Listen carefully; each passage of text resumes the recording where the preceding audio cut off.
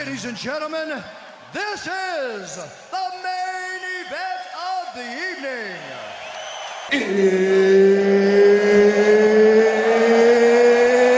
It's time!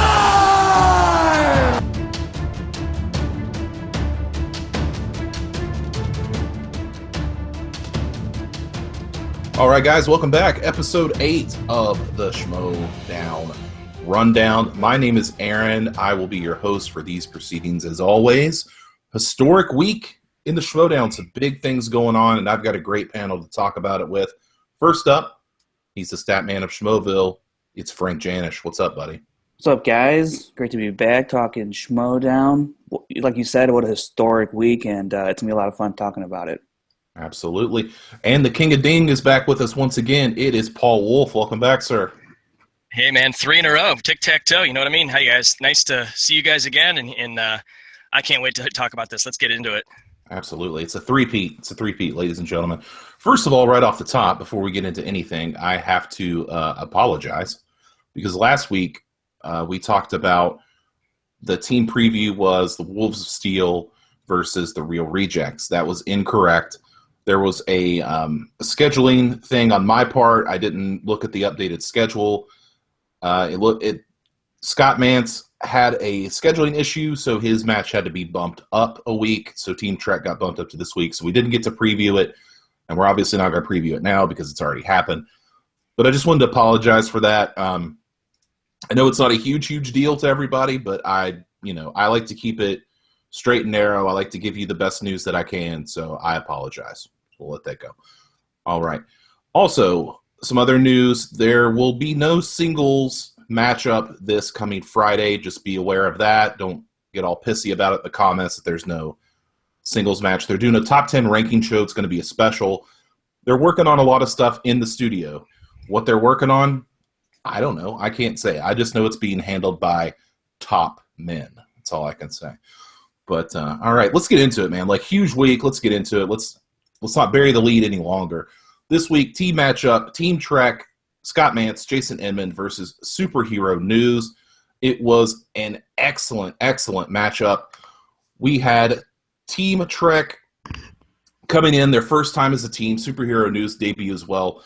Scott Mance, just before we get into anything, is a fucking maniac. Like, he is an absolute maniac, and it just blows my mind. That guy is like energy ball start to finish, but good Lord. Scoring-wise, Team Trek, round 1, 3 points. Superhero News, 5 points. Round 2, Team Trek getting 6 points. Superhero News getting 7. Team Trek did steal 1 point. Superhero News stole 3 points. Round 3, Team Trek got 8 points. Superhero News only 1 point. And Team Trek wins in their debut, defeating Superhero News 18-16. And Frank, I want to start with you. What did you think of this overall matchup? Overall, I really enjoyed this match. We had seen the Superhero News guys a little bit in Schmoeville. They were on Schmo's No Show a little while back. So if you weren't familiar with them outside of Schmoeville, you saw them a little bit, at least on the Schmo's No Show. Team Trek, Inman and Mance, I thought it's a pretty great balance between both of them. One's really even-keeled, and Mance, as you know, is just through the roof. And you could see Inman kind of rein in Mance a little bit here and there. So that was fun to see. And, Hector Navarro and Adam, how do you say his last name? Havlik? I think it's Havlik. Havlik? Mm-hmm. I think they're a really great team, and they know their stuff. And for a vast majority of this competition, they showed that they did and that they were going to win. And then they had a JTE-esque crumble at the end. I think they had about a 5-point lead coming into the third round, and couldn't close it out with the 3 and 5 pointers. So I really love this match. I'm looking forward to seeing each team compete further, and I think these two teams are great for the team league. Absolutely, couldn't agree more. Paul, what did you think? I have a question to pose to Schmoedown out there. Put it in the comments section. Do whatever you need to do. But as a Star Wars fan, are we as annoying with facts and quotes and stuff that we saw the entire match with the Team Trek? Because I got annoyed by that. I got annoyed by every 5 seconds, first officer, direct, whatever, captain, all sorts of references of Star Trek. We get it. Are we like that with Star Wars? Do people get annoyed by us stating and quoting and being around and saying Star Wars stuff? I'm curious about that, because that kind of took me out a little bit. I mean, maybe because I don't notice it, because I am a Star Wars fan too. But that was overdone. I thought that was a little overdone, but that goes back to Mance being Mance. So that's the one thing that I saw that kind of stood out to me. Another thing is that we had a little bit of different flavor here with the commentators. I thought that was interesting. We saw that with Makuga and Wolf being the commentators this time, and I think we're going to hear a little bit of why a little later on. But I really liked what they did. Their dynamic was good. They had good chemistry when they faced each other in those two different Schmoedown matchups. I really enjoyed when Clark was like, "We'll turn this car around right now." Like we're trying to hone in on the let's get straight. Let's Mance. Let's move on. Come on. Let's not, bring this up. Stay the course. Let's stay on target, if you will. Again, maybe that's me. Stay on target. And then the Josh Makuga, brought to you by How'd You Get Here? I thought that was really funny too. Yeah, that was great. I wrote that down as one of my highlights. And this again shows us they're both new competitors. That in this, they were both obviously in singles matches, but now that they're in the group matchups, I really enjoyed seeing Mance and Inman as a team. I really like that, and maybe that's something that that could build both of their confidence up, because they both needed it. Mance coming off a singles loss, Inman coming off a singles loss, and so I kind of liked seeing their kind of a redemption in a way. And then looking at superhero news, I'm gonna rattle the cage here, and Aaron, you might agree with me. Superhero news is like Team Heroes done right. Oh, yeah. Because both of them know their stuff. They both support each other. They both work with each other, hand over fist, and they knew their stuff. Yes, they had a bobble here and there, but I really like both of them, and I really like that Navarro is going to be in the Inner Geekdom Championship match at the Superhero Schmoedown, not here, the Spectacular, sorry. And I'm looking forward to more from them, and I really enjoy what they bring to the table in the knowledge that they have, especially in the superhero area. Absolutely. Yes, sir. Go ahead. Just real quick, point what Paul was saying about Makuga and Wolf as commentators. I thought it was interesting to see Wolf in this light, because she kind of showed us a little different side of her personality that we don't normally see throughout Collider and whenever she was on the Schmoes. A little bit on the Schmoes No Show, I guess, actually, but it was cool to see that part of Wolf, because a lot of Schmoeville loves Clark. So I'm sorry, go ahead, Aaron. I mean, that's a great point. I was just going to add that I thought the match was incredibly strong. It was high scoring. Two new teams that we didn't know a lot about. We didn't know how they would function. Mance and Inman, we've seen them both individually. Didn't know how they were going to mesh as a team, and it was actually quite well. Did they get a little bit annoying? Sure. Are they nerds? Absolutely.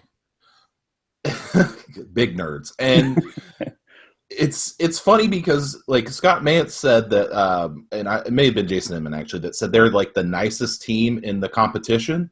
Yet Scott Mance was constantly taking digs at superhero news. Constantly. Like, why are they here? Who are these people? Like, man, you can't be the nicest team in the competition and take a dump on the other team the entire time. That's not nice. I just had a couple bullet points question-wise. Apparently Frank Grillo played Magneto in Civil War. Completely missed that. I thought he was Crossbones. I just, that was me. Good Lord. Correct. Good Lord. Oh my God. And let's talk. We're going to have to talk about that question to end the match. Oh my goodness. The judgment night question. Which did you know, Paul? I actually got it right. I remember. I did. As soon as they said it, like it took me a while. I was during the countdown. I was like 5, And I remembered I worked at a video store, and I remember the cover. And I'm like, okay, leather jacket. Who wears the leather? Dennis Leary. And they're like, Dennis Leary. Oh, I'm like, oh my God, I got it. Like I threw my hands up. I was so like excited to see that. But yeah, I honestly, that was tough. That was like a pull out of a ass type of question. Like what? Like thinking that wasn't an actual movie. It was. I remember the cover of the video sitting on the shelf, and yeah, that was actually really shocking. I'm like, Dennis Leary? Oh my God, it was right. Everyone's reaction was just like, what? When they asked that question, you could feel all of the air getting sucked out of the room. It was like, what the hell? Yeah, and, I did notice that. It was like everyone's excited, everyone's on point, everyone's like this, and then it's like, what? I immediately deadpan everybody. I immediately and almost instantaneously after I watched the match, messaged Chris Skalicki, who writes the questions, and I was like, listen, dude, I've got your back on this 100% because I know for a fact, I don't know for a fact, but I have a theory that you absolutely did not write that question. And I'm going to tell you why, and you guys can make up your own mind whether you think he didn't write it or not. I'll tell because of three things. It was a movie made in 93. It stars Emilio Estevez, and the question was about a comedian. Now, who in the Schmoes would write such a question about those three things? That's Mark Ellis. That is a Mark Ellis question up and down. You know that Mark Ellis came up with that question. Absolutely. And Chris messaged me back, and he said that he did not come up with that question. That was something that must have been done in the question meeting. But, yeah, Judgment Night. Available on DVD and probably your local dollar bin at Walmart. Oh, my God. I was about to say that, yep. Holy moly. But a strong outing for both teams. Can't wait to see him again. Team Trek just talking crap to everybody. Once again, not sure how they're the nicest team in the league if they're just calling out every single team and every person saying that they suck. I don't know how that works, but yeah. Let's move on. Let's talk about it. Oh, I'm sorry. Go ahead, Frank. Just want to throw out some quick stats about the match. Oh, yes, please. So both teams had to answer 17 questions, whether it was through multiple choice and whatnot. Team Trek answered 10 out of 17 for just a shade under 59%. Superhero News answered 12 out of 17 for 70%. And they did have 2 steals as opposed to Trek's 1 out of 2 chances. So Superhero News, you could say, probably was the better of the team, but Trek got more points. It's funny how this country works like that. And then total correct for the whole match, 22 correct out of 34 as a complete match for a 64%. So 64% of the questions were answered correctly. So it was a pretty solid match and just about average in terms of questions being answered correctly as a whole, just about average, maybe a little bit above average of what we see across both iterations of the Schmoedown singles and team. So a very entertaining match and a very well played match all the way around. Yeah, absolutely. Stay on target. All right, so let's jump into the matchup. This is what we've been wanting to talk about. Let's not bury the lead anymore. It was Mark and Draco versus William Bibbiani in what could possibly be, and I've said it, and a lot of people have said it, the single greatest Schmoedown match of all time. Let's jump into it. I don't have to get too far into the scoring. William Bibbiani, perfect across the board. Mark and Draco didn't answer one question, and Bibbiani stole it. The final score, 23-20. Bibbiani sets a new record in the Schmoedown. New record set in the Schmoedown. Bibbiani comes in like a bat out of hell, an absolute destroyer. Maybe he should have been called the android because only a robot would know that many questions. Holy moly. So, let's not talk about it. Let's not bury it anymore. Paul, I'm going to start with you on this one. What did you think of this Titanic showdown? Well, Vince Lombardi once said, perfection is not attainable, but if we chase perfection, we can catch excellence. Mr. Bibbiani, you have completely shattered that quote, and you have obtained perfection. Unbelievable, guys. completely just, it was probably one of the quickest matches that we've ever seen because he was so on point every time. There was no hesitation except one question. He got through all of them. It seems like it was almost like a joke to him, some of these questions. Like he even like huffed and puffed like, and then he would answer. Like it was just unbelievable how quickly he knew, how fast he knew these questions, and just across the board, like you knew he's wanted to do this for a while because you saw his entrance. He was just above and beyond, like one of the coolest entrances I've ever seen, with everything across the board, with the just perfection, and just with the stealing and with everything, just unbelievable on how they just ran through it. And like I said, it was perfect score across the board, and then 20 points for Andreyko losing. I mean, that again, it's amazing. These two are going to be a force to be reckoned with, and we've seen that across the board with comments on our YouTube the page and Schmoeville, that I think Dan and Mark have a serious chance of not holding onto the belt very long because of these two. Absolutely not. Frank, what do you think, man? Yeah, I was just blown away, just absolutely blown away by, not only because it was a perfect match on Bibani's part and close to a perfect match on Andreyko's part, but just the way they were answering these questions. I mean, it was like nothing to them, just like a hot knife through butter, man. It was insane what they were doing compared to what we've seen. When we look at Dan Murrell, is somewhat similar in terms of how quickly he answers, but not like this, man. This was just on a completely different level. Two brand new guys, and we all know how Schmoeville hates new guys. Absolutely. So this was just an impressive tour de force of just knowledge, and I couldn't have been more happy with the outcome. The performance started off with Bibani. I mean, he comes out with this kind of hard metal voice coming in. I'm just like, who is this guy? And then he comes out in a straitjacket, and I'm just like, oh boy. And then doing the whole Silence of the Lambs bit, and then he just calms down and just starts rattling off these questions and answers. And watching the match in round 2, second question, I was like, holy crap! I feel like this is for the match.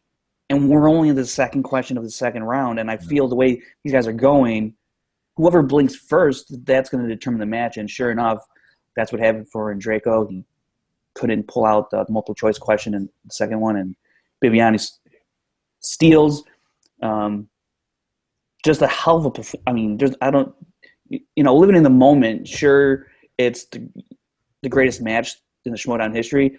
I won't argue with anybody about that. However, I will just say take a second and think about Harloff and Roka's match and the implications involved in that, given Roka's story and Harloff's story and what everything meant. I think both can be appreciated as the greatest matches for what they were at that moment.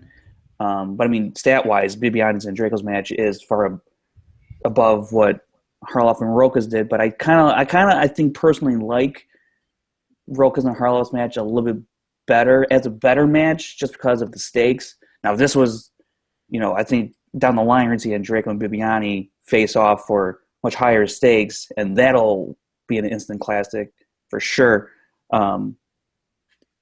There's just there's nothing else I can say. I mean, I would almost perfection this is. I would ask you for a stat line, but I think it's pretty clear. I think it's pretty clear what happened here. Do you have any extra stats to throw in there? Or? So yeah, Andreyko and Bibani, they are actually now. Let's see. So for debut matches, the leader, the best debut match up until this point was Clark Wolf in her debut against Makuga. She answered 12 out of 13 correct for a 92.31% correct. Bibani, obviously, 100%, 14 out of 14. But Andreyko did tie Wolf, 12 out of 13 for the same score percentage. However, he did have more points than Wolf. He scored 20 points. Clark in her debut had 17.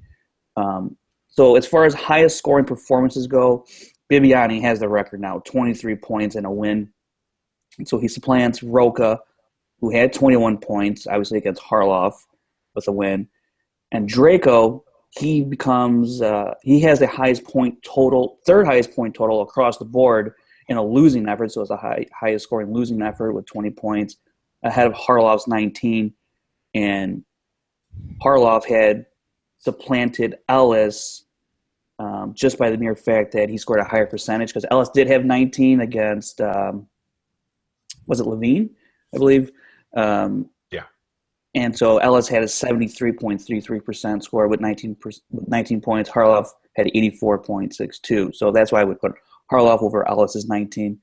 And then, we have a slew of other people, Roca, Merle, Ellis, and Ellis twice had scored. They had all scored 18 points. So only 3 people have reached the 20-point mark, which I think is pretty extraordinary. And I think that might be like kind of like the Mr. 3000 club, if you will, if you're talking about baseball. Like, only so many guys have done it. We've only have 3 done it. And, I kind of pointed this out earlier in the week in Schmoeville.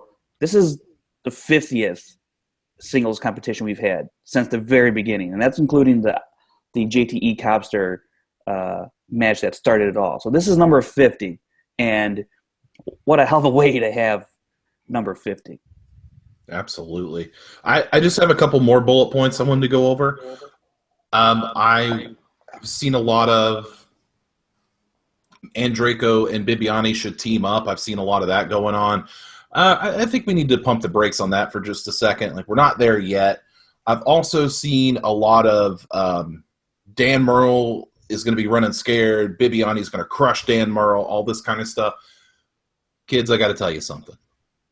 A wise man once said, to be the man, you got to beat the man. Woo! Woo! Yes, baby. And Dan Murrell has not been beaten yet. So let's calm down on, go ahead and putting William Bibbiani as the de facto champion. Dan Murrell is still the man in this league. Okay? Still the man. So calm down, everybody. This match is fantastic. It's one of the all-timers. It was like a classic tennis match, back and forth, ooh, ah, every question. It was like Ric Flair versus Ricky Steamboat, if you want a wrestling reference. It was just on point to evenly matched guys that knew their stuff, man. There is no denying that these guys knew their stuff. And to see 2 competitors that are unknown come into a match in this space where, for better or worse, a lot of people are hesitant to bring in new people. They just, for whatever reason, they're just not used to them. I don't know. But to have them come in here and have the match that they did not only reaffirms the trust that we should have had in Kristian, that he would bring in people like this that are going to be great competitors, but it's so over-the-top entertaining. I honestly was in awe of this match. I was cheering. I was like, oh, yeah. And I hadn't done that before. Like, not even in the tournament match, dare I say, but I was so into this match. It was of WrestleMania proportions, if you will. It was just, and that was the first if you will thing. And so nailed it. So, I mean, I can't say enough about it. I want to get your guys' final thoughts, though, Paul. I'll start with you. Just any final thoughts on this matchup? First, you made a little reference there, Ric Flair versus Steamboat. Steamboat, my favorite growing up, by the way. Awesome. I could not have agreed more with everything you've said. I mean, it was above and beyond everything. Like it literally, like, Stilicky, man, you've got to change your game. It seems like he's not gonna have another match for a while, but Bibbiani, I mean, we might have to come up with harder questions. I mean, I don't even know how hard we can make these questions. Where do we go from here? I mean, it's one of those, I mean, he knew everything. I mean, where do we go? I mean, we might have to look at these and kind of switch it up a little bit, and I don't know, challenge him a little bit more, but I don't know how. I mean, that's something that you're going to have to figure out, because if we look at the schedule through the spectacular, he's not got another match, but there is 2 to be determined matchups. But I think we didn't touch upon this, the post-match interview with a little bit of the Outlaw making an appearance. What did we think about that, guys? little gamesmanship there on the part of John Roca. He looks like he's building a stable, if you will, or second, if you will, and he knows, man. He knows that he needs strong people in the top 10 show. They are the tag team champions. He sees that William Bibbiani is obviously a very strong competitor. Why not bring him into the fold? I think it was a smart move. Looked like JT tried to get in with him a couple weeks ago, and he kind of shoved JT off and whisked him away. So, yeah, I mean, it's a smart move on Roca's part. Frank? I was curious to see what was going on with Bibbiani, or Roca rather, going on with Bibbiani, about what's going to come of this. Felt like Roca totally seized an opportunity, sort of a coup of sorts. If Roca's trying to get this 4 horsemen together, what's the antithesis of that? And who's going to try and scoop up Andreyko then? I mean, because if I'm Roca, if I want to complete the 4 horsemen, why not pick up both of these guys for crying out loud? So a lot remains to be seen what comes of that, and I'm looking forward, whenever that may come to fruition, what that exactly will entail and how it all comes together. I think it just means nothing but great things for the league going forward, and everyone out there should be very excited to see just exactly how this is all going to play out. One more bullet point, if I could. I was mingling in the comment section with a lot of people that were just over the moon about this match, and one guy, I'm not sure if it's a guy or a girl, actually, it's an androgynous name, Spidey MRW brought this to my attention, and he's exactly right, or she, that said this match was perfect because not one single question was missed. Even though Mark Andreyko didn't get a question right, Bibbiani stole it and got it right. So it's a perfect match. It is literally a perfect match. And if that doesn't tell you how great this match is, or how great this match was, I don't know what else is going to tell you. And if you don't think that the Schmoedown needs new competitors after watching this match, I don't know what to tell you, because it's the greatest match in the Schmoedown history. I'll say it again. It absolutely is. And I said it last week. Kristian, he brings people in for a reason. Yeah.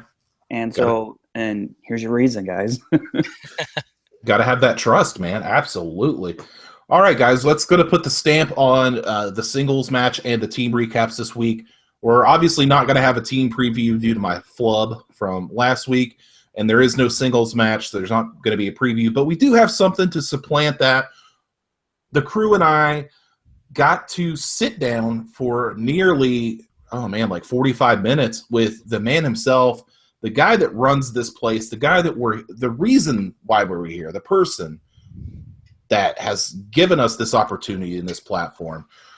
Kristian Harloff sat down with us, and you're going to hear that and what he had to say. A lot of good nuggets in there. He drops a lot of knowledge that you have not even heard yet, some exclusive information in there. So definitely stay tuned to hear what Kristian has to say, and you'll hear that right after this. JT, what type of dinosaur was sick in Jurassic Park? Triceratops tops. Oh, no! Triceratops! I win! What is it? I don't believe what I just saw! JT dropped the worst mispronunciation in the history of dinosaurs! And it's a Triceratops for the loss! Okay, guys, welcome back to the Schmoedown Rundown. Got an exclusive here for you today. We've got a big time guest, probably the biggest guest we could possibly ever have. The man himself, the guy who set this all up, part Triple H, part Joe Silva, the director of development at Collider Video. He's got a lot of accolades. It would take me 5 minutes to name them all. He is Kristian Harloff. Welcome, sir. Yeah, what's up, guys? So happy that I was able to do this show. It's actually it's becoming a tradition over the weekends that I listen to it. I got to sneak it in. I have to, from my wife. So I'm supposed to spend time with the family, and I'm listening to you jokers. And she's like, "What do you do? You're in the bathroom again? Why?" I'm like, "No, my stomach hurts." Listen, she's like, "Who's in there with you?" Well, there's plenty of other worse things you could be doing in the bathroom hiding. So I guess listening to us is not too bad. No, it's not a bad thing. No. It's entertaining. Oh, yeah. Well, thank you. Well, first of all, we want to kick off with, okay, so you had the gigantic Schmoedown panel at LA Comic-Con. I mean, standing room only. From what I've heard, from what I've seen, huge success. Can you tell us a little bit about, like, how, were you blown away by the turnout? I mean, what was it like? I was blown away by the turnout because it was funny. You know what? You'll appreciate this, Aaron. I was in. We were in the green room beforehand, and as we were in there getting ready, it was myself, Jeff Snyder, Copster was in there with me, Cody, and Riley, and a couple other people, and Rob Van Dam walks in, and he was in there with us. Mr. Monday Night, of course. That's right. And he made a mess. He dropped just food all over the place, and he was excited about it. He's like, "Oh, look at the mess I made." And he left, and I tweeted about it right afterwards. But anyway, so I was having this conversation with Snyder or somebody else too, and I said, I'll be happy if there's like 20, 30 people that show up. And we walk in, and it's standing room only, and there are people kind of trying to get in still, and it was great, man. I was definitely blown away by how packed it really was. Seemed like everybody there had an amazing time. Seemed like the crowd was just super into everything that happened. Even JTE got a pop. I couldn't believe that. So, I mean, it was cool to see everybody there. Tell me a little bit about, you gave a little insight, a little behind the curtain, how the Schmoedown works. Now, there was one thing that I was really interested in was, I think it was John Campia that was saying that you guys have like a question committee, or like when it comes to putting questions into the show and things on the wheel, there's like a committee there. Because we know Sure. Chris Skalicki writes the questions. We've had Chris on the show. Tell me a little bit about that process. How does it work setting that up? Yeah, sure. I mean, so look, Skalicki kicks ass, man. I mean, that's why every time someone will make a comment about, "Oh, this question stinks," or it's like leave the guy alone. He's busting his balls every day to come up with the amount of questions, and I could feel him sweating every time I bring up some kind of category with whether it's Mundy's going to be battling Brett Sheridan in the 80s, and the guy just loses 5 years of his life when I say it. But he comes up, he'll come up with this document, and he'll coordinate it with myself and Mark, and then what we'll do for a match, for example, I don't know, Finstock versus Levine, when that match is coming up, and we'll say, well, what's the strength for Finstock? Well, we should make sure that sports is on there, or 80s movies is on there, and Levine, it's whether it's Oscar movies or whatever it might be, and then you go strength, weaknesses, overall categories you hope to have on there, and then you put those on the wheel. As far as the first round goes, we just have a bunch of questions that are in the first round, and we just mix and match from a lot of the categories, and then we have a document that we have for the third round. And, Lady Luck either gives you a kiss on the cheek or she kicks you in the nuts. That's what happens in this game. And if I could just interject real quick with a stat. Yeah. We're over. I love your stats, by the way. Oh, thank you. We're over 1,300 questions just in the singles alone. So hardly a duplicate. Maybe something similar, but hardly a duplicate answer. So that's a lot of questions to not have a duplicate. Yeah, I know. And look, sometimes, but in the beginning, and I have no problem saying this. In the beginning, as we were starting this thing out on Collider again, we found that we did hit a couple duplicate questions that maybe appeared in 2014 or the 2015 tournament. Those popped up because they were using an old document. But Chris is really good about that stuff, and kind of going over what he's used, what we haven't used, and somebody will, because we have those crowds, if so many people have been at the matches that we have had a situation where we might have asked that before, and then we go back through and we take a look. If I may, real quick, if let's say, for example, you're going to be in the singles competition, obviously you'd have to step back. Is there somebody that? How many people are in that committee that looks over the questions? So you're not involved in the questions in that week. Oh, I look at all my questions and I still lose.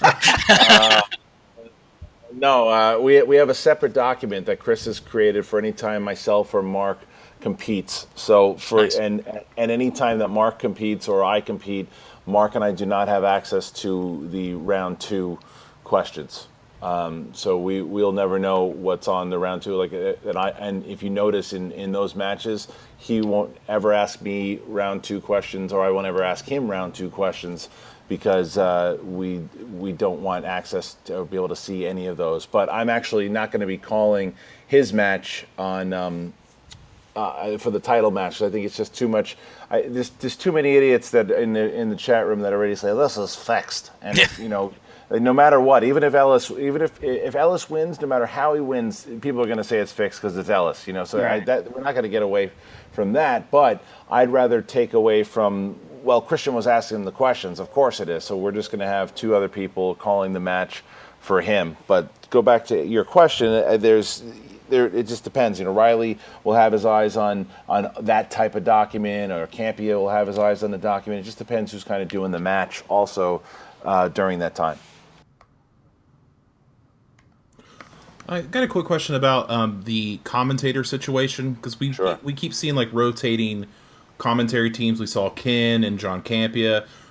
This week we saw Clark Wolf and Makuga calling the team match. Well, first of all, how hard is it to kind of put these teams together? And like when you go and ask someone like Clark, like, hey, can you do this? Are they immediately like, oh yeah, totally? Or is there a process? Do you pick people that you think will work well together? I mean, tell me about that process a little bit. Well, I mean, for me personally, I like to have personalities that the fans are already familiar with. The way that I'll do it is I try to do the match every time that I possibly can, unless it's a situation like I just explained to you guys, or there was the particular with Team Trek and Superhero News. Mark and I had a screening, so we had to dip out a little early and go to the screening, and they had to run the match at the time. So I was like, Makuga usually does the wheel, so I was like, well, how about if he did the commentating, and Campia went to the same. Normally I'd go to Campia, but Campia had the same screening, and then I was like, you know what, fans love Clark Wolf. I know that her and Makuga kind of have a fun banter back and forth, and that one I just took a risk on and to see how it would play out, and it turned out playing out pretty well. But normally it's Campia. I pull from either myself, Campia, Ken Knapsack. I used to go to Roca, but since Roca kind of stepped up a lot more as a player, I try to keep it separated and don't have him on the mic as much as a commentator. Fair enough. Could you see like yourself even stepping back a little bit, like you and Mark even just kind of like, all right, well, we'll do a little bit more back here and we'll let these other teams go? Or is that or do you enjoy doing the commentary? Is that something like, oh no, I'm going to do that no matter what? I think Mark and I are going to do the commentary for as long as we can, unless we're competing. But like that's the thing I kind of like to do the most. And I find myself, because I did show up to that match, the Superhero News match, and I still found myself kind of maybe getting involved more than I should have, and counting down, because I felt like one of the counts was too long, and I'm like waving like a crazy soccer parent on the side, like at Makuga, and telling him to start the count. Like, so it's just certain things. I like to be in control of the matches. And I think being at the announcing table does that. Yeah, I mean, it's your baby. I completely understand that. Just real quick, one other thing. I mean, I asked this question to Mark, so I have to pose it to you. When you guys conceptualized what the Schmoedown would be, did you that it could reach a level where now it has just, I mean, to be honest, it has a rabid following. Like, people are, when it's Tuesday and Friday at 5 o'clock, people are absolutely rabid. They want Schmoedown. If it's not up at 5:01, they're sending messages to Cody like, what the hell are you doing? And did you ever think it would get to this level? Right. I don't want to, like, you're asking like when we had the conception of like back in 2014? Yes. When you thought about it in 2014, did you think it would get to this kind of level? No, not at that point. No, it was a goofy game that we were playing on the Schmo show, and what was funny about it was that Mark always mentions I don't think he's really gone into depth kind of the story, but like he and I were going to VidCon out in Anaheim, California, and as we were driving there, we stopped off at this pizzeria, and we had just had this trivia match between JTE and Cobster, and that's where the Triceratops Tops thing happened. That was great. It was just such a great moment, and it was so much fun, and everybody was talking about it, and the fans were talking about it, and we were just like, we should just do that trivia thing again. And then we were like, well, what if, and it was right in the middle of March Madness. So we're like, well, what if we did like a tournament of trivia? I'm like, like 16 weeks of trivia. I'm like, wow, it'd be a lot. And we're just sitting down, slamming pizza down, talking about what we could do and the different kind of matchups we could have and what we could call it. And the ultimate Schmoedown kind of came in from that. I'm like, yeah, let's do that. And then what we would do it, the way we started it was the last half an hour of the show for 15 weeks. And, the fans loved it. And we were just like, okay, that's cool. And then once the team aspect happened the following year, I was like, there's something a little bit more to it. And the entrances, and I got to give credit to Alicia Malone on the entrances, though, because she's really, if you go back, she's like the first person to ever start to have fun with the entrance. Because when Katie Sackhoff and Ken had their first match, it was just some dancing and there was nothing to it. But then Alicia and Maude came out in the Batman outfits, and then the following week Finstock comes out dressed as like Hannibal Lecter, and there was just all these things started happening, and the theatrics started happening more, and that's when my head started wrapping around it more, and I'm like, this could be a little bit more fun. And then as we got into 2015, the tournament happens.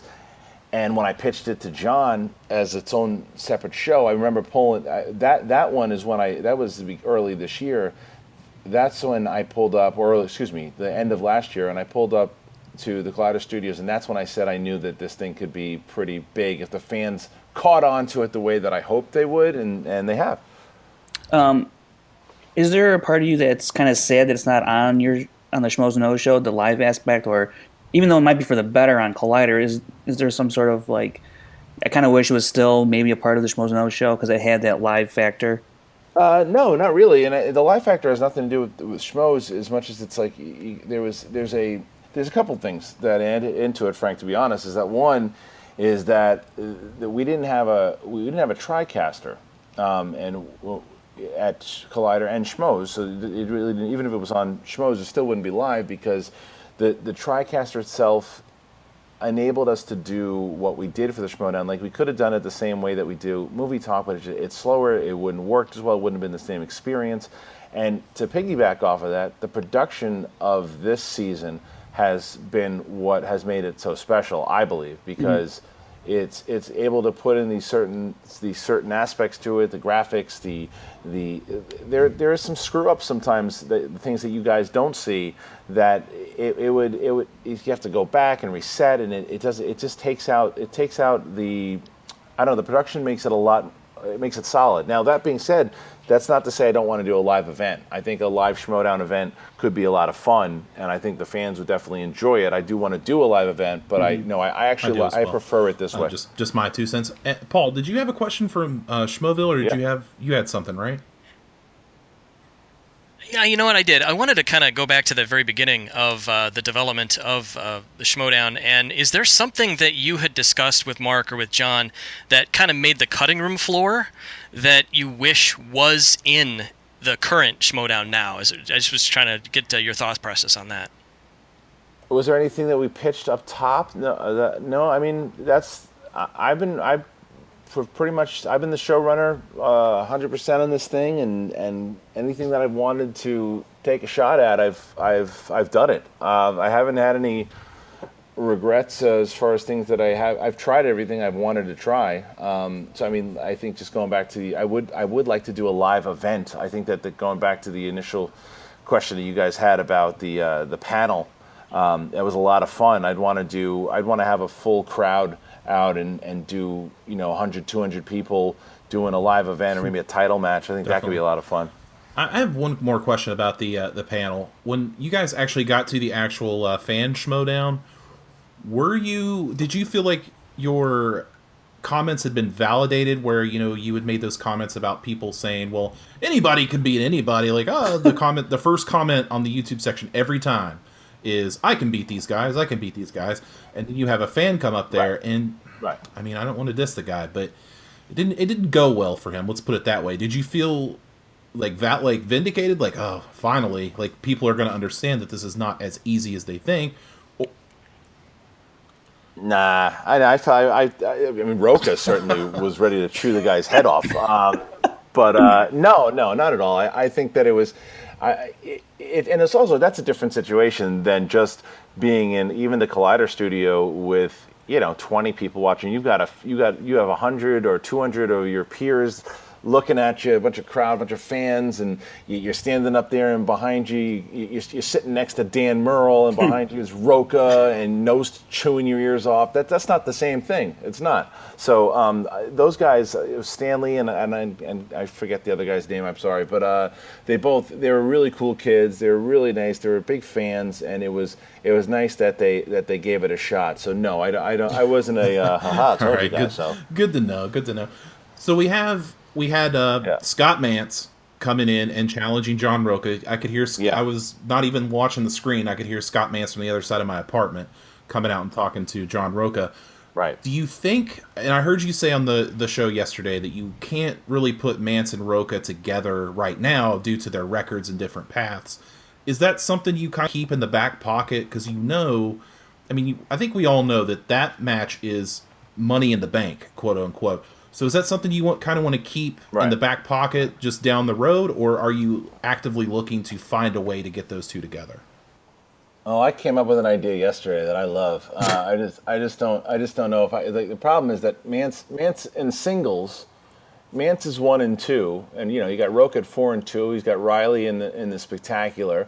If he wins, he gets a title shot. So it doesn't look like they're going to play each other in the singles anytime soon, unless if you have Mance, if he can pick himself up and win 2 or 3, and if Roca has a slide, then that's certainly possible. My idea for the next time they play, whether it's 3 months from now or a year from now, is I want whoever wins gets to book the loser's next 3 matches. Oh, wow. Okay. So it's like a matter of if Roca wins and he wants Mance to play Bibani the next 3 times, then he's got to. Oh, good Lord. The opposite of that is if Mance wins, he can make Roca play Nost right away. Oh, okay. So, yeah, that is very intriguing. I like because we talked a couple weeks ago about stipulations possibly being added. Paul had suggested that if Jason Inman had beaten Jeff Snyder, and spoiler alert, if you haven't watched it, he didn't, that he would get a shot at the Intergeekdom Championship, something like that. It was never an official thing, but it's just kind of something we were throwing around. So stipulations added to matches, that's awesome. Yeah, and I can tell you a little bit. I don't know if you guys are planning on talking about the Spectacular, but I'll hold off if you are. We'll talk about it a little bit, sure, but yeah, we got a big old thing planned. But sure. If I could I just wanted to real quick piggyback off what Aaron had gone into this rematch with Roca and Mance. I'm wondering, what do you look for in terms of if outside of Roca and Mance, other kind of rematch? Is it just like a timing thing, just for anybody, or does their initial match kind of warrant? Do you feel like would warrant a rematch? For rematches, it depends. I plays heavily off rankings for me. So, for example, the first time Mance and Roca, second time when they had that rematch, it was because it just made sense. Roca came in and won and had just beaten Makuga, and Mance had just lost to Merle. So the league was young enough. They're both 1-1, and the Ultimate Schmoedown was right around the corner. And what better way for stakes so that the winner of that match gets into the Ultimate Schmoedown, so that one just particularly that made sense. Now the other rematch that we had with Ellis and JTE, obviously that was 2 years later, but it also Ellis was 1-1. JTE, I forget what JT was at that point. I think he just came off his loss to Riley, so that also just made sense. I don't know. I'm trying to think of the other rematch. Frank, you probably would tell me better than I could what the other rematches are. Makuga and Wolf was a rematch. Makuga and that Wolf. Was just that kind of happened on its own. Yeah. That just happened on its own because of the tournament. So there's other ideas. For me right now, I think if you look at the next. If you guys are going to guess on the next possible rematch that could happen down the line, what would you guess? Levine Snyder. Levine Snyder. Exactly. Levine Snyder is probably one.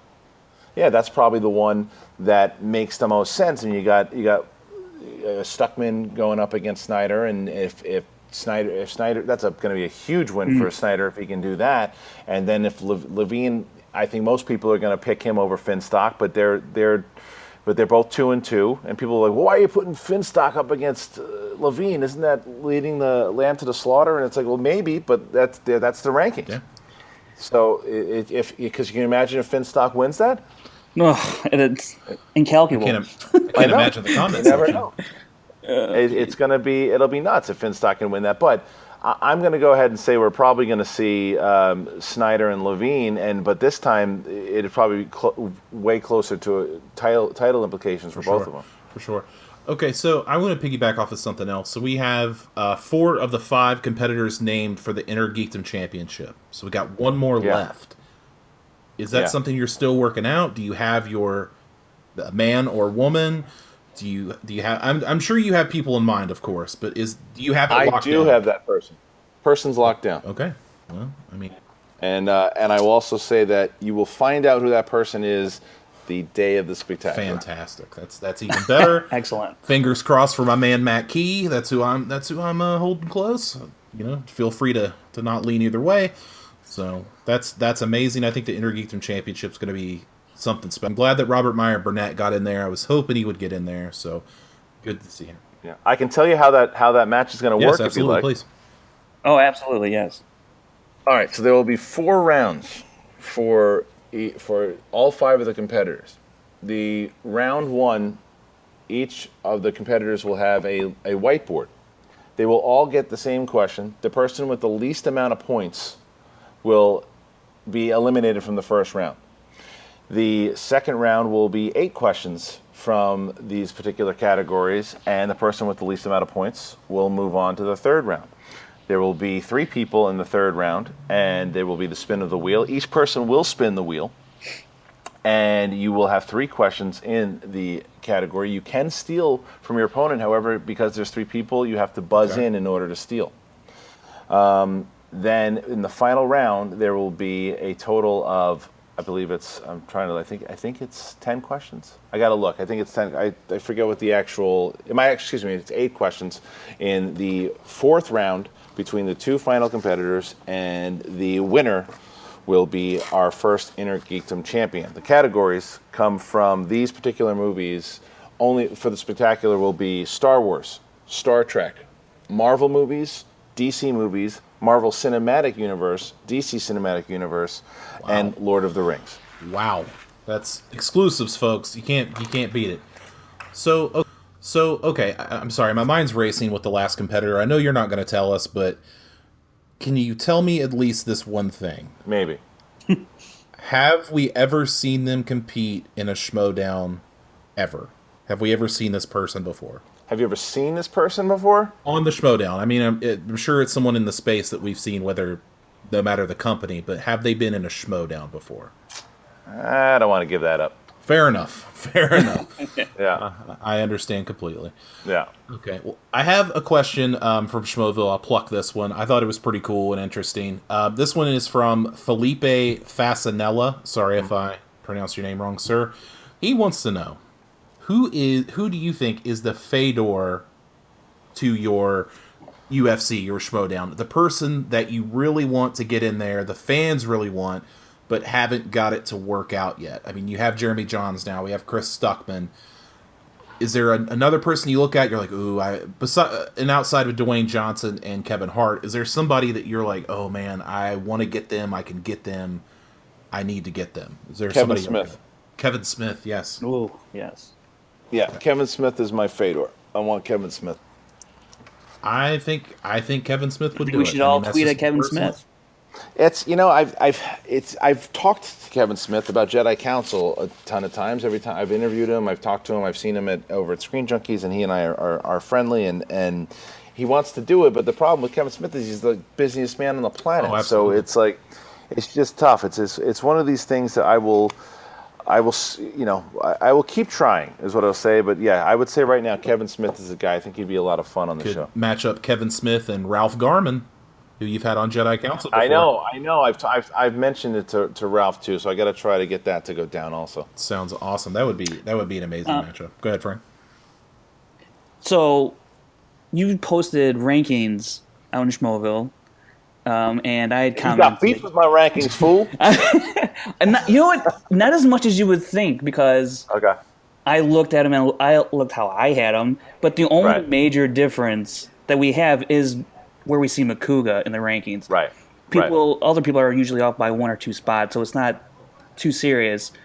I'm a little more down on Makuga. I have him at 8, and you have him at 4. So my question is, what are you looking at for rankings? Because you made a comment about it's more than stats and other things. Well, stats has a lot to do with it. There's no doubt about it. But I mean, like I think you have Makuga down a little lower because of his. Obviously, he's not as good in the first round, if you will, and we're second, but he comes back in the third every time. But the thing is, look at his wins. You know, he's got that BS win against me. He's got that. He's got the win against Clark Wolf, which was huge.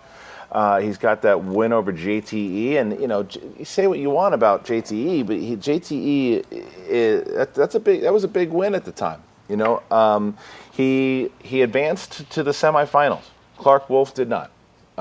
So it's very similar to kind of college football rules, is where it's strength of schedule. It's who'd you beat, and he's done some stuff. I mean, he's 5-4, I think, right now. Is that his record? I think so. He's 5-4, and he's been 2 and 3 this year.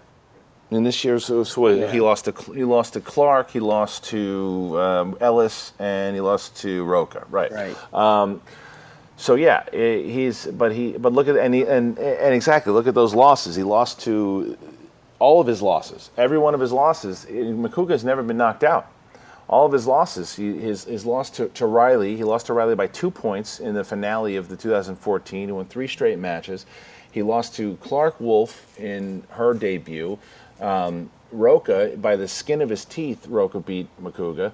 And then the Ellis match was a little bit, I think Ellis had a little bit more of a clear victory, but that was probably, but Makuga has, no one's knocked Makuga out. It hasn't happened. He's like that tough, scrappy little fighter. He definitely is. It's like a Toro Gotti. If you're familiar with back in the day, late Toro Gotti, you just never you can never count him out, because the second you think you knocked him out, he comes back and he pulls a question out of his ass and he beats you. Unbelievable. Fair enough. Fair enough. So go ahead. I'm sorry. Go ahead. That's just why I have him ranked as high as he is. And you know, we're going to get some there, and that's also why the bottom people are like, well, why isn't Andy Signore's 1-0? Why is Sasha Poreva ranked over him?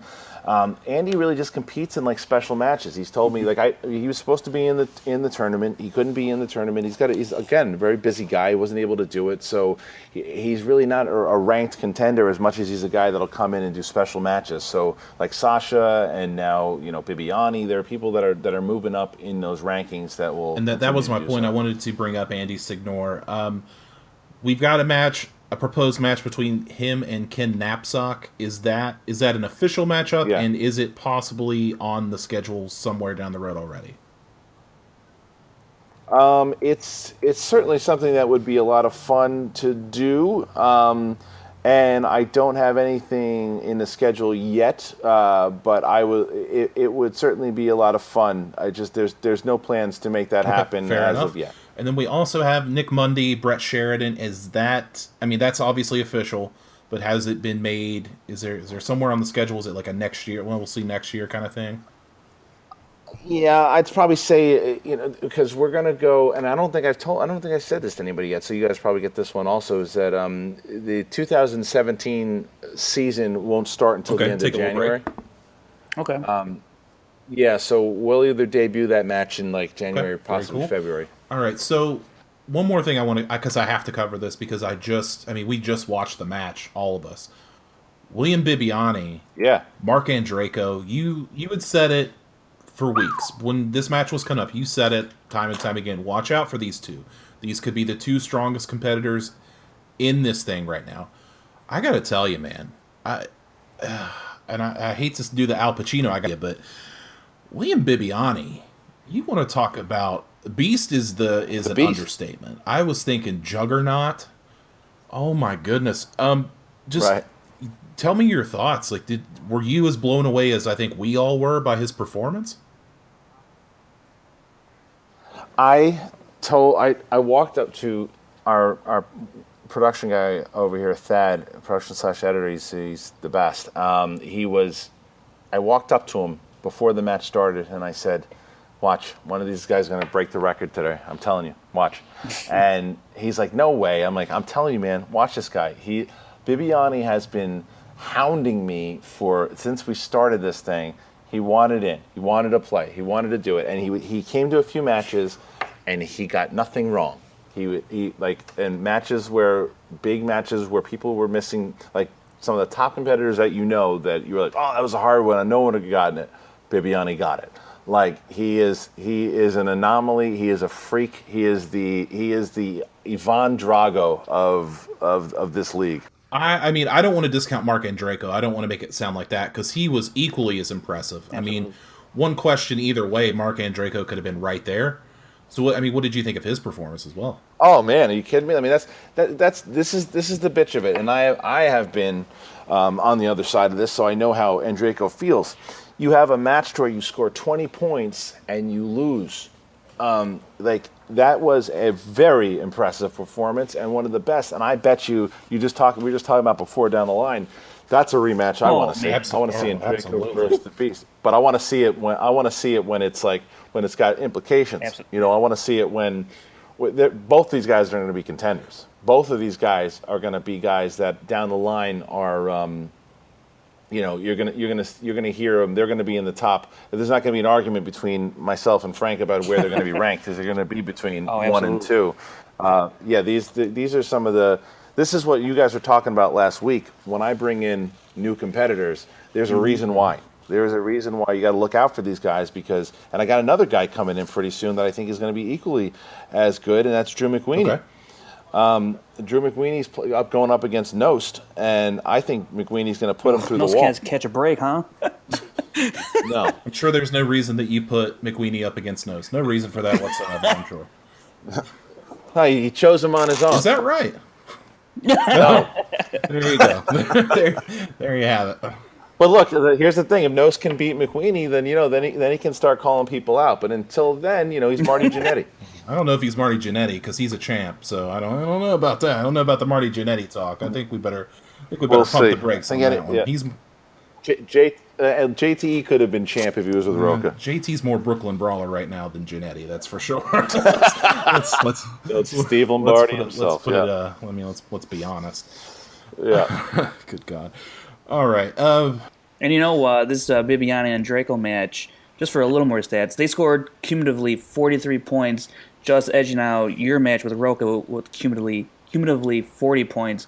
So, I mean, that just goes to show how great this match was, and as well as your match with Roca. So, these two matches, for me personally, top 2 that have ever happened. And oh yeah, this match just blew me away. It's funny. I thought about you though when this match after it was over. I was like, my God, Frank's gonna have a field day with this match. And Draco tied Wolf's performance for best debut with 92%, 12 out of 13, exactly the same. Although he had more points than Wolf. Obviously Bibani, perfect match. Only slightly ties Alice's, but better, obviously. There's a lot in here. Probably one of the cleanest matches we've had. Only 3 questions that went multiple choice, and only 1 was answered incorrectly by Andreyko. So I don't know how much better can get than this without going to the sudden death and everyone answers everything completely right. But I don't really see that happening unless these two eventually meet up again, hopefully soon. Right. I actually remembered my question now. Last week on the show, or maybe the week before, I had made a prediction, and it looks like it has come true, as John Roca approached William Bibani after his matchup, and they're trying to form a stable. They're trying to form the 4 horsemen of movie trivia. Is that something you're kind of just like, whatever, it's Roca, Nost, who gives a rat's ass? Or is that something that you're like, oh man, now I got to look for some teammates, or how you feel about that? Well, let's also say that nothing. If you're going to go the old school, nothing gets formed without passing by my desk first. Okay, all right, okay. But I think the 4 horsemen will be formed. I think they will be formidable, and I look forward to seeing who the fourth horseman is. That's what I would say to look forward to. I would say, who's going to be the fourth horseman? If you guys were, who could be the fourth horseman in your opinion? I'm very curious. I'll turn the interview on to you guys. Who do you think is going to be the fourth horseman, and who should be? It. Or not. Frank, go for it. Was that to me? I'm sorry. Yes, I'm sorry. I didn't hear you. I'm kicking it to you, Paul. Who you got as a fourth horseman? Oh, jeez. He can pick from anybody. I mean, if he wants to pick the best of the teams or pick and choose, gosh, I would go with Mark Riley. To be honest, I mean, I try to pull away him. Riley go heel? Yeah, I really do.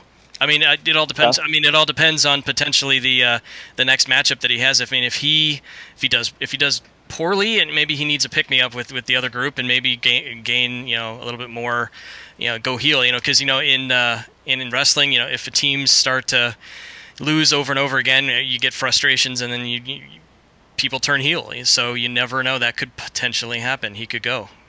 All right, Frank, who you got? What do you guys think? So here, I just developed this little fantasy in my head of what could happen. So Mance and Roca, they have their rematch. Roca wins. They squash their beef, and Roca asks Mance to join the Four Horsemen. It's a long time though before that happens. I don't know about that one, Frank. I think it's fantasy. I think you're gonna find out who the fourth horseman is before the end of the year. Then if that's the case, then I would venture to say, probably I guess I would like to see Wolf be a little more visible with that. I think that would be a very interesting dynamic, and she could be kind of like, the matriarch, if you will. I honestly don't want to say, because I have a theory, and I kind of don't want to drop it right now, but I got a theory. First of all, I want to talk about Paul's choice of Mark Riley real quick. Kristian, you and I have talked off board here about Mark Riley. Yeah. And I had suggested Mark Riley turn heel, and you told me never happen. Riley's full-time face. So I'm going to take your word on that. I'm going to stick with you that we won't see Mark Riley, even though that he's somewhere in some Superman casket buried somewhere in the Schmoedown. We haven't seen him in a while. So... Yeah, but I have a theory. I don't know, man. I have a really. He's got a match. He's got a match coming up on Tuesday.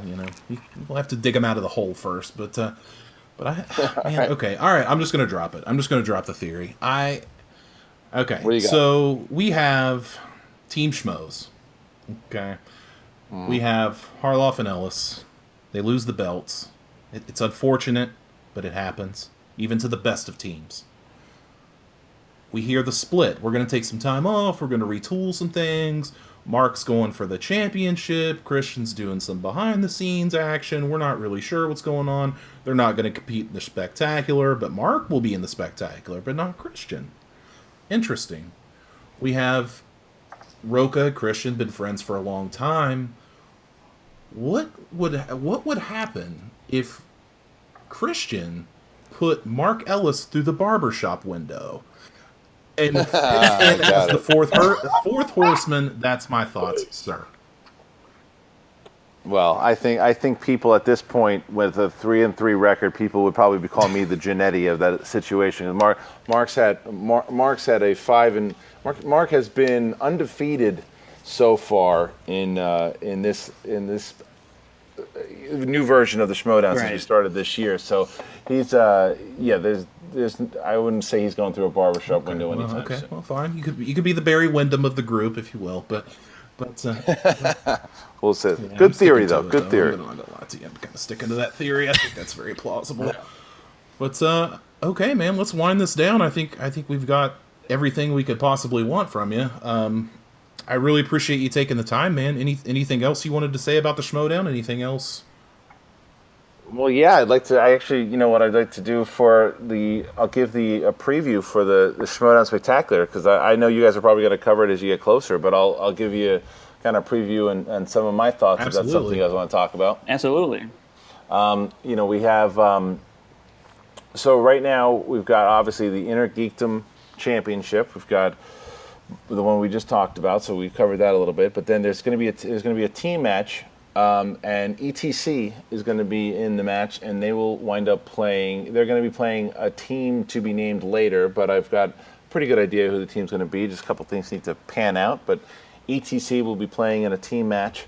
Then you will have the team titles between the Patriots and Top 10, which I think is a match. I don't know. I'm looking forward to that match as much as I'm looking forward to the main event. I'm right there with you. I think it's going to be a fantastic match. I want to see that little stinker win a title. I really do. I really do. I mean, I feel I can't tell you how much I love JTE. I mean, he is a promoter's dream. I'm right there with you. I'm right there with you. But good. if he wasn't heel, if he wasn't with Jeff's, wait a minute. What if? Never mind. But I had a theory. I had a theory there too. But JTE as a heel, I can't root for JTE. Like I know he's like the underdog, but I can't root for him. I love it. I love that you can't root for him, and I love it. You hit the nail on the head last. Same thing with Snyder. It's like you boo the shit out of them. You love it, and they eat it up now. JTE did not like going heel at first. He loves it.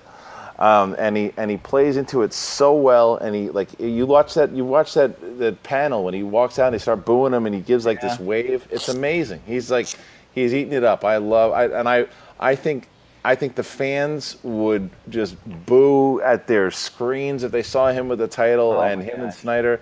It would be so good. And plus the fact that by getting over on both Roca and Noce, who the fans really love, it would it'd be amazing. But I don't know. They got a lot. As much as I rib on Noce, him and Roca do work very well as a team, and they know a lot. So it's going to be a tough match.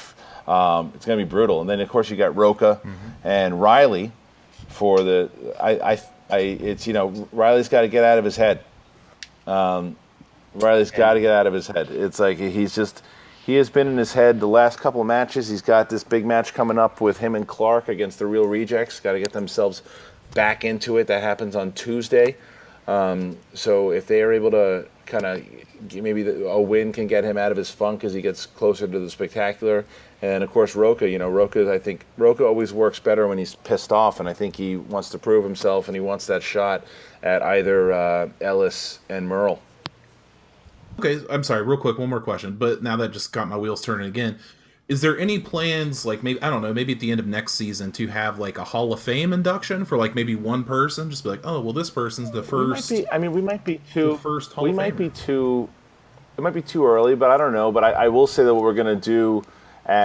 So the way the schedule is going to run is we're going to have the Schmoedown Spectacular during Christmas week. I think that's the 23rd is when the Spectacular will be. You there? Yep. Okay. Yes, I'm here. It looks like something had fell. Okay, so I think we lost somebody. No? No, we're good. Nope. We're good. No, I'm here. My mic's cutting in and out. So all right. So the Spectacular will air on the 23rd of December, and then the week after that, we're going to do our award show. So it'll be the Player of the Year, Rookie of the Year, Match of the Year. All those things will happen, and then we'll have a couple of best of specials and profiles leading up to the 2017 season. Nice. Oh, fantastic. Yeah, that sounds great. I had planned on doing something like that as well, doing like a year-end recap, because there'll be weeks where there's not a Schmoedown, so we'll have to talk about something. I got plenty to talk about, Aaron. I'm sure. I even texted Frank before, because I think I saw the Bibani match before the other two guys, and I was messaging with Frank, and I was like, I almost said, dude, get your stat sheet ready, but I didn't want to. I didn't want to tell him. I didn't want to bury the. I didn't want to tell him about the match, but so I refrained. But my God, man, just. We're kind of winding this down, but good God. It was something. I mean, yeah, that's going to be one. I haven't even got a chance to look at the comments yet, but I'm sure that they're going nuts about that guy. I'm sure. And have you guys looked at the comments yet? I saw a few. It was, I think me and only one other guy had seen it, seen the whole thing, and we're talking about the result, and he was like, "I'm blown away." Well, I'm curious. If you guys looked at the comments, I'm predicting if it hasn't been done already, someone's going to be pretty much what I think one of you guys said before, look out, Merle. Yeah. Yeah. For sure. I kind of want Jeff Snyder to jump in there and be like, "I'm not impressed" or something like that. Right. Oh my That'd be God, great. Jeff Snyder, friend of the show. But yeah, Have you had him on yet?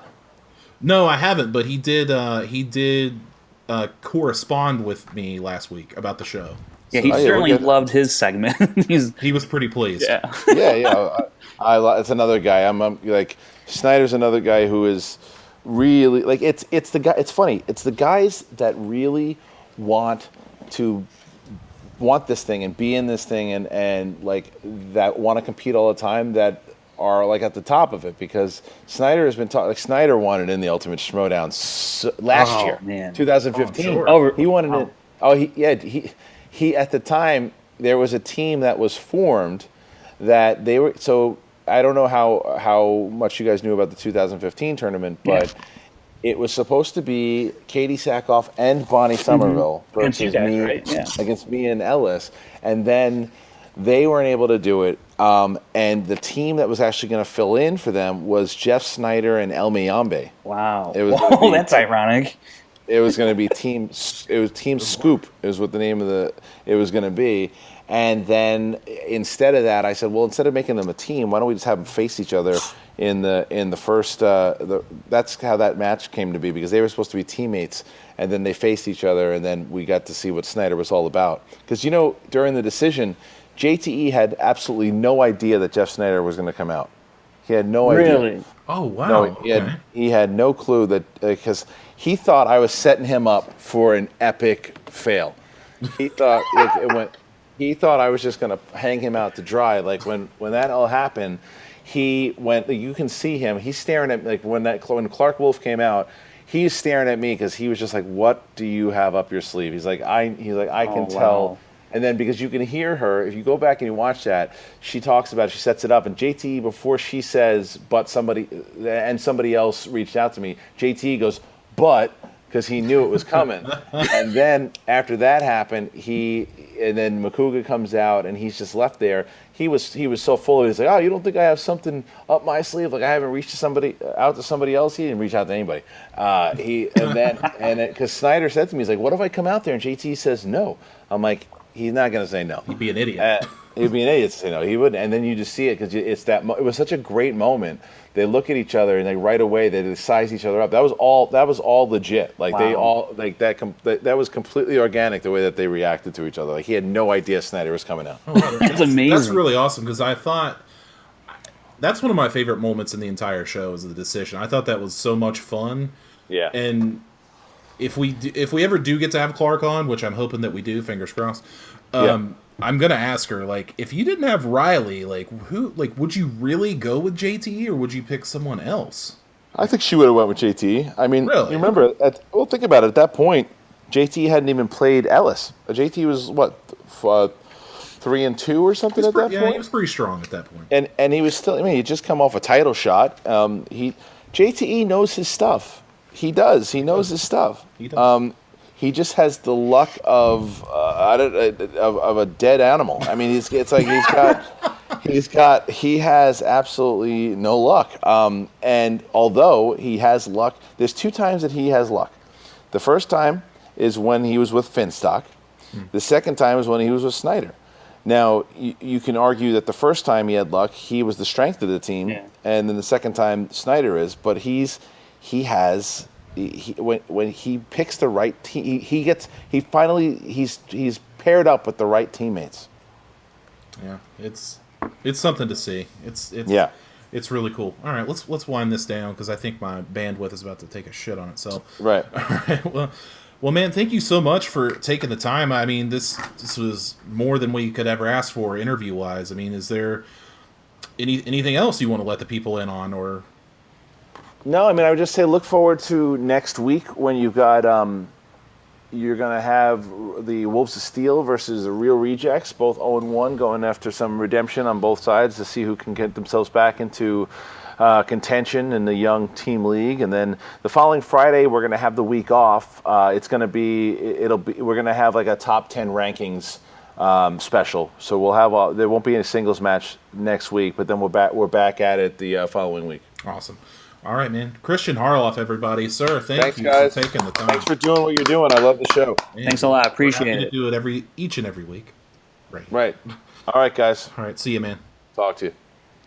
All right, guys. How was that? Kristian Harloff on the show. Can't beat that, man. Glad to have him. Tons and tons of information that I'm sure you did not know and are now glad that you do. So that's going to do it for this episode number 8. Not directed by Ryan Johnson. Have to throw that in there. Don't get it confused with some other episode 8 that's coming out pretty soon. My name is Aaron. You can find me online on the Twitter at ATTitanium. I'll be in the Schmoeville Facebook page posting. I'll be in the Movie Trivia Schmoedown page posting. But I'm not the only person here, so let me kick it off to the panel where they can be found. Frank, where can people find you online and your wonderful stats? Yeah, you can find me on Twitter at FrankieJ29, as well as in Schmoeville. If you have any questions about stats or what have you, tag me in a post, and I usually respond pretty quick. So if you have any questions, just hit me up. There you go. Paul Wolf, where can the people find you? Hey, I'm on Facebook at just Paul Wolf. That's WULFF. I'm always up and down the Schmoeville Facebook page as well. On Twitter, you can find me at the Mr. Wolf. That's again WULFF without an E. And on Instagram, the Mr. Wolf 12. Awesome, fantastic. I got one more thing before we go. Now we have the Schmoedown Spectacular that is coming up very, very soon. It's a huge, huge deal. And we are going to make it a huge deal here as well. What I'm working on doing is doing a live broadcast of the Schmoedown Rundown at some point before the Spectacular as a preview edition. Now, I don't have the details. I don't know what day it's going to be. I don't know what time. But once I get that information, I will let you know. But just keep it, put a pin in it if you need to, in the back of your head. Schmoedown Rundown is going to be live. And we are going to bring you guys into the fold. I'm trying to find a way till we can get call-ins, we can get people on the show. So I want to integrate you guys as much as possible to talk about these amazing matchups that we have going on. So just keep that in the back of your mind, all right? And until next time, we're out. We'll see you guys. Take care.